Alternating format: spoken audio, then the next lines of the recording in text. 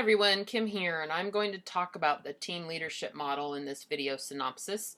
You can also check out my summary infographic posted in this week's module. So what is team leadership? In Susan Kogler-Hill's chapter Team Leadership, she defines it as a specific type of group composed of members who are interdependent, share common goals, and who must accomplish their activities to accomplish these goals. And she notes it's important to remember that a team has specific roles for its members with requisite knowledge and skills to perform these roles. I think it's pretty clear that if you have any experience playing on a sports team, you have a general understanding of the team leadership style. To carry the sports analogy a bit further, a sports team has a leader, usually in the form of a coach or a manager. But within the team, individual players have to be allowed to make decisions and take action. They monitor the situation on the field or the court, and then based on their assessment of that situation, they choose to take action or wait and continue monitoring. So how does team leadership work? It was actually late in the chapter before the team leadership model really clicked for me when I learned that this model is most useful in helping a leader assess their team, and then based on that assessment, they can take action that will help the team achieve its goal. By identifying the needs of the team, a leader can guide her team to a successful outcome in completing the assigned task. The leader's job is to constantly analyze the team and work to improve the team, whether it is within the team's relationships or in achieving the task itself. Hill commented that a leader in this model should ask two key questions. Should I act? If so, how should I act? And for me, this really solidified my understanding of this leadership model. And what I really liked about the team leadership model is that team members can step up and take a leadership role, assessing and suggesting corrective action as well. And again, the sports analogy works well, with apologies if you've not played sports. But I think we all recognize that in a sports team, individual members at times all take on a leadership role when they take action to further the goal of their team winning. So there's really 4 steps a leader takes in the team leadership model. First, the leader must monitor the team and decide if action is needed.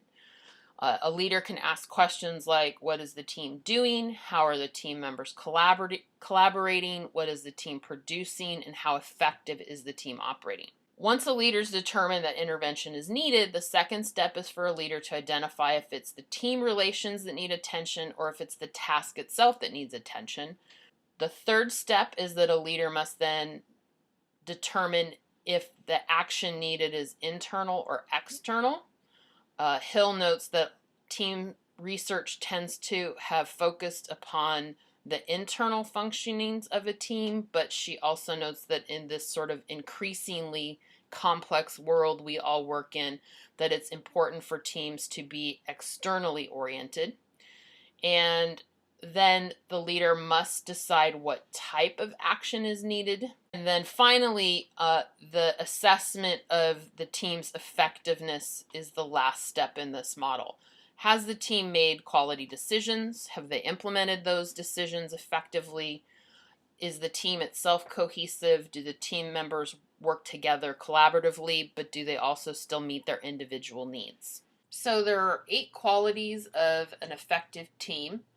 Effective teams have clear, elevating goals. They have a results-driven structure. They have competent team members, a unified commitment, a collaborative climate, standards of excellence, external support and recognition, and principled leadership.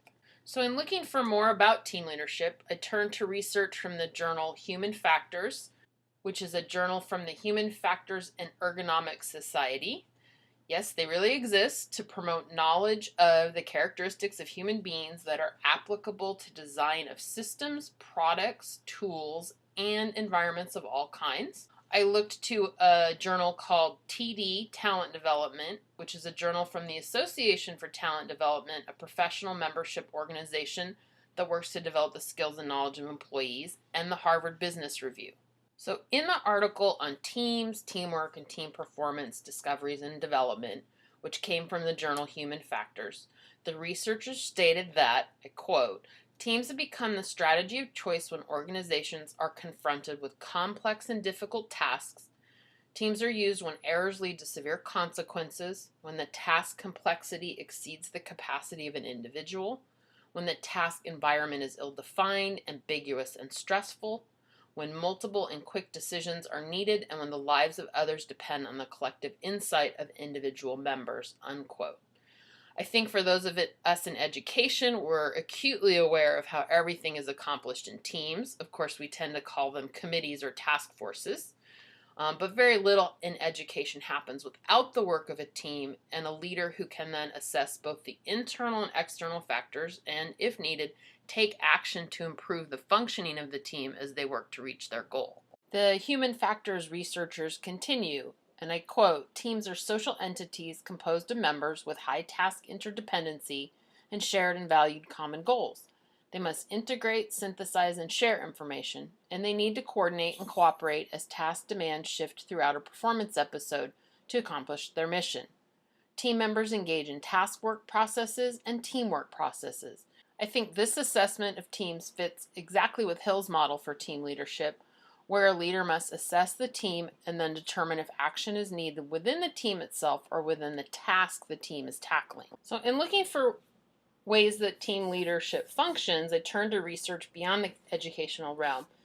And in looking at how managers are perceived, researchers found that many managers are simply not prepared to lead teams, and note that the first big transition to thinking like a leader involves articulating a sense of shared purpose or a vision. Consider the values that your team members have in common and how your work contributes to the goals of the whole company. Having a clear understanding of that purpose and vision is the key to prioritizing and resolving conflict. For those of us in education, looking at an institution's mission statement can, of course, guide our team to articulating how their goals will help the institution achieve that mission. One of the 8 characteristics of team excellence, as discussed in Northouse, is that teams function best when there's clearly articulated goals. Teams function best when there's clearly articulated goals, and this is in fact one of the 8 characteristics of team excellence as discussed in Hill. In fact, it is listed first as a team will flounder if its goal is not clear. Once a goal is in place, a team can begin its work, and a leader can work to monitor the situation and then, based on the assessment of that monitoring, take action. So who doesn't like shopping at Target? Go ahead, raise your hands. So Target was actually struggling for a few years, and they were looking to reinvigorate their brand. And so, as often happens when a brand struggles, a new CEO was brought in, and the way that Target's CEO approached Target's problems was very team leader oriented. Writing in the Harvard Business Review, Gregerson noted that, quote, "During a time when many retailers are struggling, business is booming at Target. But it wasn't too long ago that the discount retailer's future didn't glow so bright. When CEO Brian Cornell took the reins 2 years ago, he inherited a company that had been struggling for years, taking far too few risks and sticking too close to the core. Since then, the world has fallen in love with a far edgier Target, which has expanded its offerings through collaborations with such power brands as Lilly Pulitzer, Tom's, Neiman Marcus, and SoulCycle, and updated product lines that break the status quo, like its latest gender-neutral kids' home brand, Pillow Fort. But Cornell didn't start right out of the gate making any big changes like these. Instead, he took time to carefully contemplate his approach, listen to his team, and ask questions. Successful leadership isn't just about the leader, it's about the team. For initiatives to take hold, leaders must purposely create diverse teams internally while seeking unique perspectives externally, whether from business partners or customers. How many of you have been assigned to work in teams or had students who groaned when you assigned the group project? We live more and more in a complex world with problems that cannot be solved by an individual working quietly in her attic, and even Dickinson knew that we had to dwell in possibility and had to sometimes venture out to work with others. So ultimately, for teams to work, however, team leaders have to be allowed to take action when needed. Team members need to be allowed to rise up to be leaders within the team when they see action that will help move the team's agenda forward.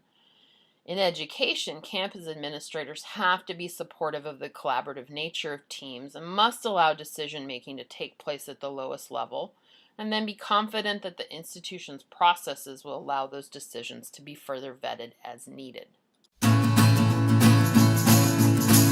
It'll roll in from the east like the ships return from sea. It'll ring out through the west, across Golden Valley, rising up from the south. Oh, that's where